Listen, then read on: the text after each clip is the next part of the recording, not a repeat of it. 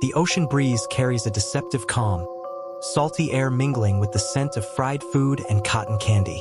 Neon lights flicker erratically, casting long, distorted shadows across the worn wooden planks. The boardwalk, bustling by day, transforms into something else entirely by night. A place where laughter fades into uneasy silence, and where unseen eyes seem to watch from the darkness beyond the pier. No one really talks about the disappearances. The occasional missing tourist, the drifter who was last seen near the fortune teller's tent, or the worker who never returned from a night shift. People gossip, sure. Stories pass between vendors, exchanged in hurried whispers before the conversation shifts to safer topics. But the truth? That's buried deep beneath the boardwalk, hidden in its creaking planks and the crashing waves below. The vanishing. The summer crowds had thinned as August waned, leaving behind a skeleton crew of vendors and a handful of locals. Among them was Ethan, a college student working at the prize booth. It wasn't a glamorous job, but it paid enough to get by, and he liked the boardwalk's energy, at least during the day. Tonight felt different. The usual hum of carnival rides and games seemed muted. The air was heavier, the distant sound of the ocean strangely muffled. Ethan glanced around, noting that some of the usual vendors had packed up early. Even old Marla, the fortune teller, had drawn her heavy curtains shut, her open sign flipped to closed. As he counted the night's earnings, a voice interrupted him. "You ever wonder what's under here?" Ethan turned to see Jenna, his co-worker, leaning against the booth's counter. Her dark eyes glinted with mischief, but there was an underlying curiosity in her expression. "Under where?" Ethan asked, stuffing the last of the bills into the cash box. "The boardwalk," she said, lowering her voice. "I heard there's an entire network of tunnels underneath. Some say they were used for smuggling, others think they were hideouts for criminals. And some people, they say that's where the missing ones go." Ethan chuckled, shaking his head. "Sounds like a ghost story." "Maybe," Jenna replied, "but doesn't it feel off tonight? Like something's watching." Ethan hadn't noticed before, but now that she said it, he did feel it. A subtle, creeping unease, like the boardwalk itself was holding its breath. Then they heard it, a sound beneath the planks. A faint, dragging noise, slow and deliberate. It wasn't the crash of waves or the rustle of rats. It was something else, something alive. Jenna grabbed his arm. "Did you hear that?" Ethan nodded slowly. He stepped around the booth and knelt, pressing his ear to the wooden floor. The noise came again, clearer this time. A shuffle, then a soft tap-tap-tap, like nails scratching against the underside of the planks. A sudden bang erupted beneath him, rattling the booth. Ethan stumbled back, heart hammering in his chest. What the hell was that? Jenna took a shaky breath. "I don't know, but I think it wants out. The descent. They should have walked away. They should have called it a night, packed up, and left." But some unspoken agreement passed between them. Curiosity mixed with fear, pulling them deeper into the mystery of the boardwalk's underbelly. They found a maintenance hatch near the old carousel.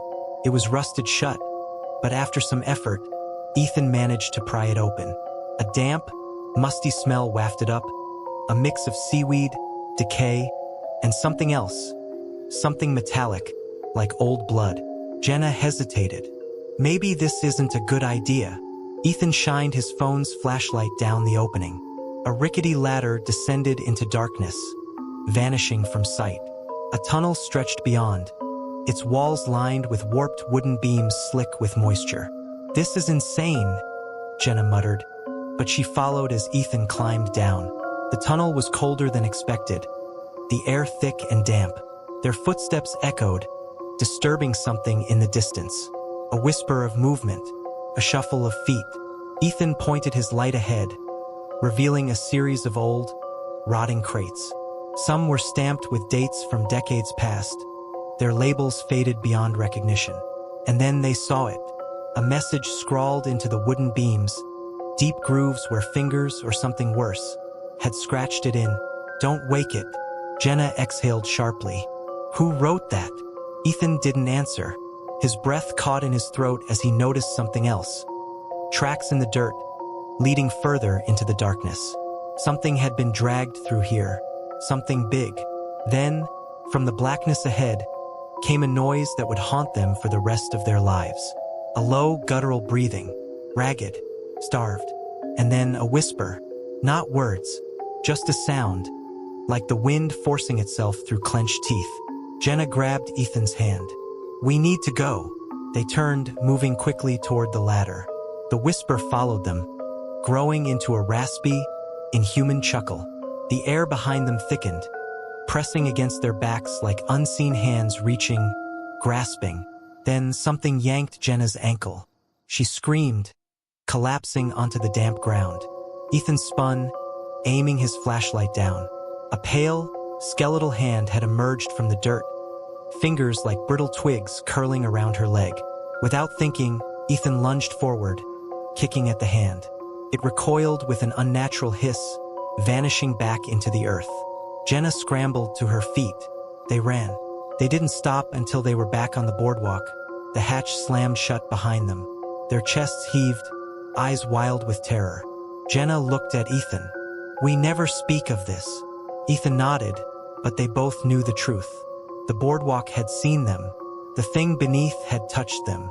And whatever was down there wasn't finished with them yet. Ethan and Jenna barely spoke after escaping the tunnels. The night air felt different now, tainted, heavier, as if the boardwalk itself was pressing down on them. They parted ways in silence, each retreating to the false safety of their homes. But sleep didn't come easily. Ethan lay awake, staring at the ceiling, his mind replaying the events of the night. The whisper, the skeletal hand, the thing that had dragged itself toward them in the dark. He closed his eyes, willing the memories away. But just as he drifted into uneasy sleep, a sound made his blood run cold. Tap, tap, tap. A slow, deliberate knocking against his window. His breath caught in his throat. His room was on the second floor. There was nothing outside but empty air. For a long moment, he lay frozen. Then, against his better judgment, he turned his head toward the sound. The curtains swayed slightly, as if something had brushed against them. And then a whisper, the same raspy, airless voice from the tunnels. Not words, just breath, dragging itself through unseen lips. Ethan bolted upright, scrambling for his phone and flipping on the flashlight. The beam cut through the darkness, illuminating the window. Nothing was there, but the glass was fogged over, as if something had been breathing against it. And there, etched into the condensation, were 3 words. "You woke it." The boardwalk calls. The next day, Jenna was already waiting at the boardwalk when Ethan arrived, her arms crossed tightly over her chest. She looked as if she hadn't slept. "I heard it," she said as soon as he stepped closer. Ethan stiffened. "At your window?" She nodded. "And I saw something in the fog. A shape. It just stood there." Ethan swallowed hard. "Mine left a message." Jenna's expression darkened. "I don't think we were supposed to come back." The boardwalk was different now. Felt different. The once lively atmosphere seemed muted. The air thick with an unspoken tension. Vendors worked in silence, their eyes darting toward the old carousel, the place where they had first descended into the tunnels. Ethan and Jenna weren't the only ones who felt it. Marla, the old fortune teller, stood outside her tent, her gaze locked onto them. The second their eyes met, she motioned them over. "You two are in trouble," she said without preamble. Jenna glanced at Ethan, then back at Marla. "You know, don't you?" The old woman's lips pressed into a thin line. "I've been on this boardwalk longer than anyone. I've seen things, I've heard things, and I know that once you've been touched by what's down there, you never walk away clean." Ethan felt a chill crawl up his spine. "What is it?" Marla hesitated, then sighed. "No one knows for sure. Some say it was here before the boardwalk, buried beneath the sands. Others think something was brought here, something that should have stayed buried. The tunnels weren't just for smuggling. People disappeared long before you two started working here."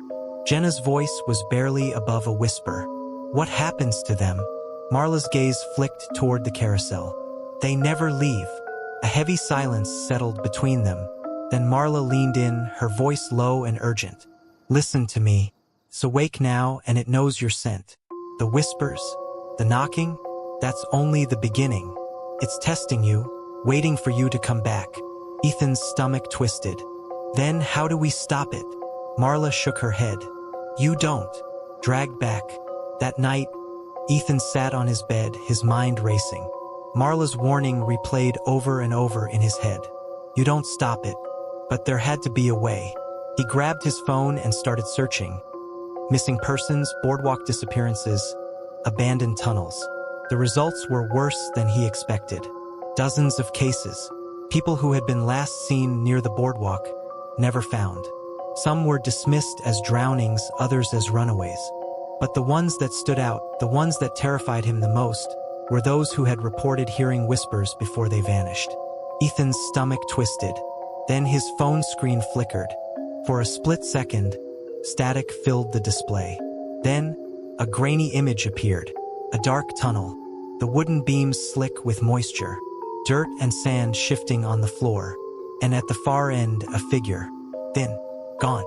Its limbs impossibly long. Fingers curling like gnarled roots. Its face obscured by shadows. The image vanished as quickly as it had appeared, replaced by his home screen. His heart slammed against his ribs. Then his phone buzzed. A message. Unknown number. Come back. At that exact moment, his door creaked open. Tap, tap, tap. Not at his window this time. At his bedroom door. A shadow pooled beneath the crack, standing just outside. Ethan's breath hitched.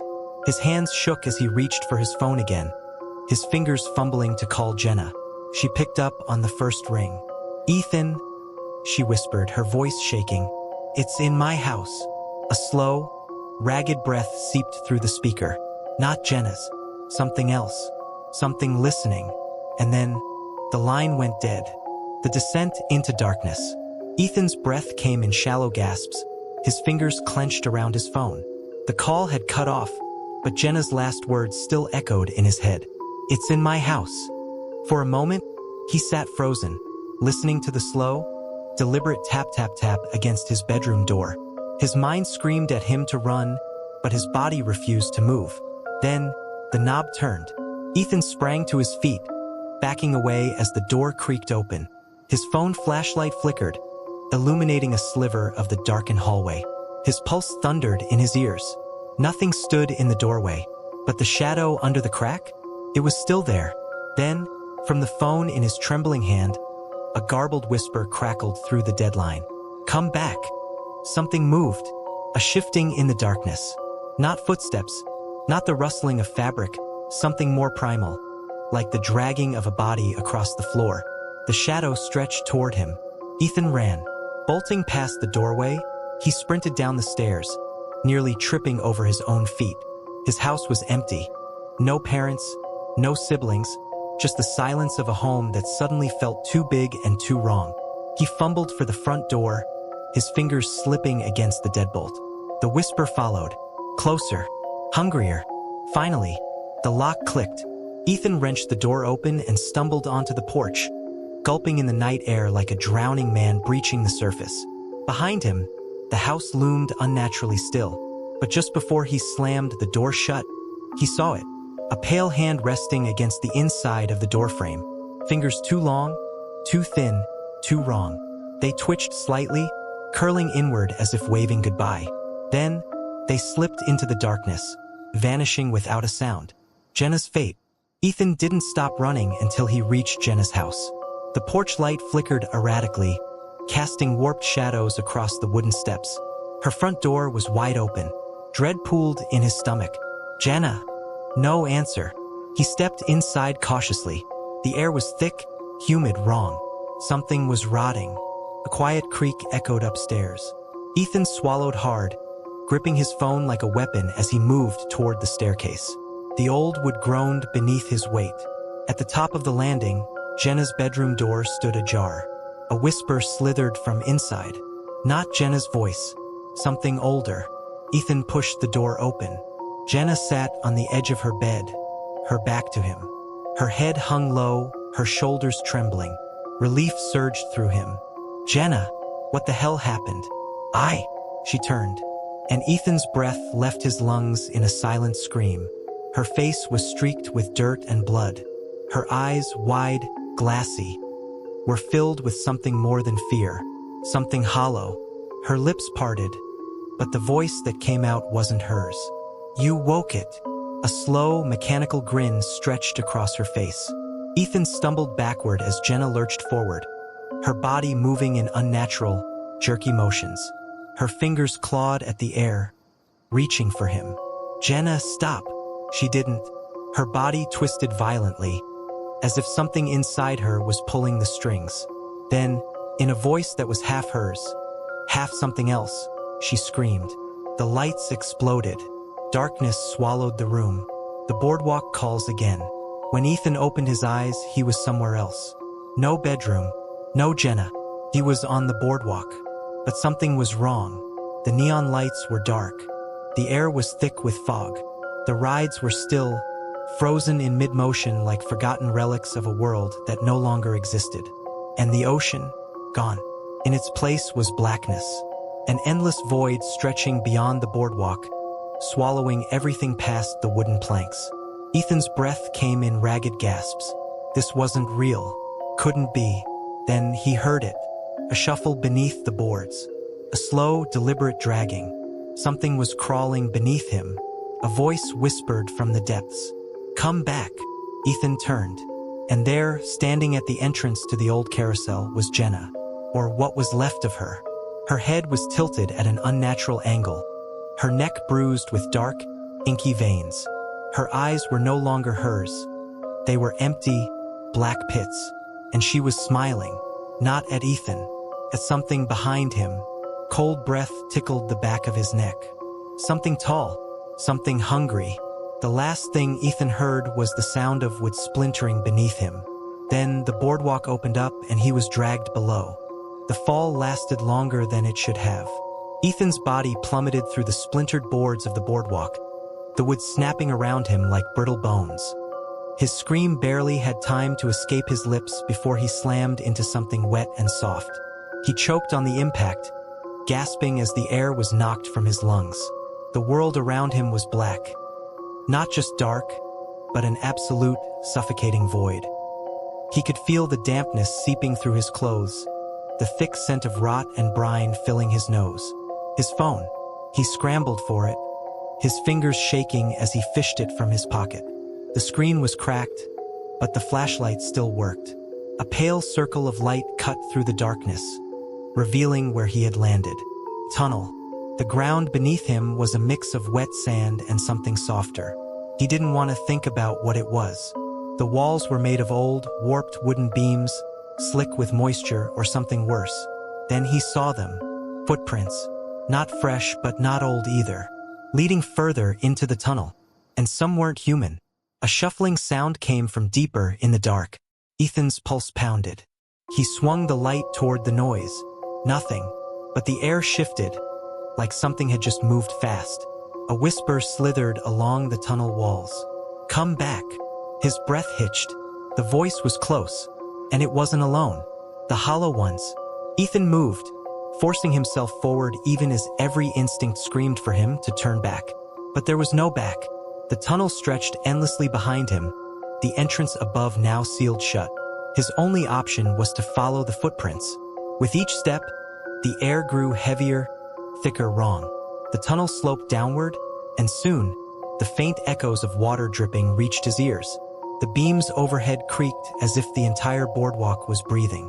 Then his flashlight flickered. For half a second, the light died. And in that half second, he saw them. Figures hunched and shifting, lining the tunnel walls. Their limbs were too long, their faces too hollow.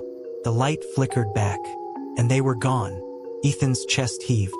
He took a slow step forward, his hands slick with sweat around his phone. He wouldn't survive if the light went out again. Another whisper, this time from right behind him. He didn't look back. He ran. The forgotten room. The tunnel twisted and turned, leading him into a cavernous chamber. The walls here weren't made of wood, but of stone. Ancient, damp, covered in marks. Scratch marks. Some deep, some fresh. In the center of the room, something waited. A table. Old wooden, its surface scarred with decades of cuts. Rusted chains lay broken around its edges, and scattered across the ground, bones. Not just animal bones. Human ones. Ethan gagged, staggering back. His flashlight beam trembled across the walls, and that's when he saw the worst thing yet. Names, carved into the stone. Hundreds of them, maybe thousands. Some familiar. Names of people who had gone missing. At the very bottom of the list, freshly carved, were two new names. Ethan, Jenna. His blood turned to ice. A faint tap-tap-tap echoed behind him. He turned. A door stood at the far end of the chamber, massive, made of rotting wood reinforced with old iron. Something about it felt wrong, like it was never meant to be opened. But behind it, Ethan could hear breathing. Something big, something awake. Then, a voice from the dark. "You let it out." Ethan whirled, his flashlight darting across the room, landing on a figure standing in the corner. Jenna, or what used to be Jenna. Her body was thin, gaunt. Her skin stretched too tightly over her bones. Black veins pulsed beneath her flesh, crawling up her neck like roots. Her eyes, no longer human, black, empty holes. But she was still Jenna, somewhere beneath whatever had taken her. Ethan took a shaky step forward. Jenna. She lifted a finger to her lips. Shoo. A slow, awful grin crept across her face. Behind the door, something shifted. The chains rattled. The wood groaned. The thing inside was waking up. Jenna's head tilted sharply, her empty eyes gleaming in the dim light. Then she whispered, almost playfully, "It's hungry." The door shuddered violently. The chains snapped, and something huge stepped forward. Ethan barely had time to scream. The air cracked with the sound of snapping chains. Ethan's breath hitched as the rotting wooden door in front of him shuddered. The iron bindings groaned under the weight of whatever was behind it. He could hear it now, wet, heavy breathing, like something that had been starving for years had just been awakened. Jenna, or what was left of her, stood motionless in the corner, watching with a twisted grin carved into her pale face. Tap, tap, tap. The fingernails of something inside the chamber beyond the door drummed against the wood. Testing, waiting. Then, in a voice that wasn't Jenna's, she whispered, "It remembers you." The door exploded inward. A wave of darkness surged forward, swallowing the chamber in an abyss of clawing shadows. The walls trembled, the ceiling groaned, dust and debris raining down as the thing stepped through. Ethan's flashlight flickered, and in that brief pulse of light, he saw it. A towering shape, hunched and impossibly thin, its elongated limbs dragging against the damp stone floor. Its skin was ashen, stretched over an emaciated frame, patches of it missing, exposing yellowed bone beneath. But it was its face that sent ice through Ethan's veins, because it had none. Only a smooth, empty surface, except for a mouth. A vertical gash running down the center of its head, lined with jagged, uneven teeth. It smelled of salt, decay, and something worse, something ancient. Then it moved, and the world collapsed. Running from the inevitable. Ethan didn't think, he just ran. His feet pounded against the wet stone as he sprinted toward the tunnel, the thing following close behind. It didn't run. It glided. Its movements were unnatural, silent, despite its massive size. The only sound was its ragged breathing, and the occasional, horrific clicking of its teeth snapping together. The tunnel walls blurred around Ethan as he barreled forward, heart hammering in his chest. The air grew thicker, as if it were pressing against him, slowing him down while the thing behind him remained effortless. Ahead, he saw it. An opening. A faint glow. The exit. Then, Jenna's voice, or something using her voice, whispered in his ear. "It likes when they run." Ethan's legs buckled. Something grabbed his ankle. He slammed into the ground, his phone skidding across the wet floor. His vision spun as he twisted around, his breath choking in his throat. A hand, long, thin fingers tipped with splintered nails, was wrapped around his leg, pulling him back. The thing's mouth stretched wider, teeth glistening in the dim light. Ethan kicked. His heel connected, hitting something soft and brittle. The hand spasmed and let go just long enough for him to scramble forward, clawing toward his fallen flashlight. The light flickered, and then he saw it. Not just one. There were dozens of them. Figures emerging from the shadows. Their bodies half-formed, faces warped, mouths stitched shut. Some crawling, some hanging limply from the ceiling like grotesque marionettes. The missing people. They weren't missing. They had become part of it. And if Ethan didn't escape now, so would he. The final escape. The tunnel shook. A deep, guttural screech erupted from the monster as it lunged for Ethan. With everything he had left, he grabbed his phone, flipped onto his stomach, and crawled forward, fast. The light ahead grew brighter. The tunnel was ending, leading back to the boardwalk. He was so close. A cold breath ghosted the back of his neck. Then, the ground collapsed beneath him. For the second time that night, Ethan was falling.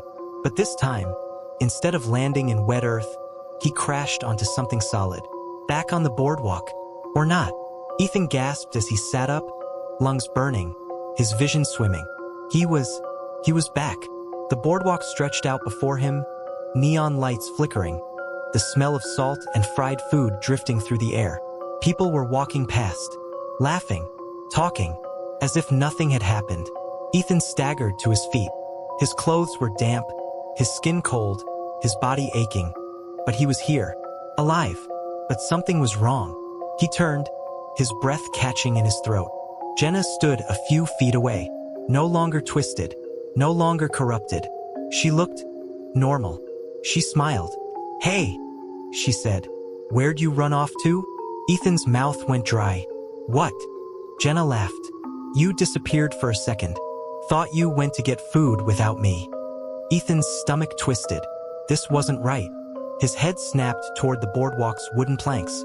His heart nearly stopped, because there, just beneath the surface, he saw it.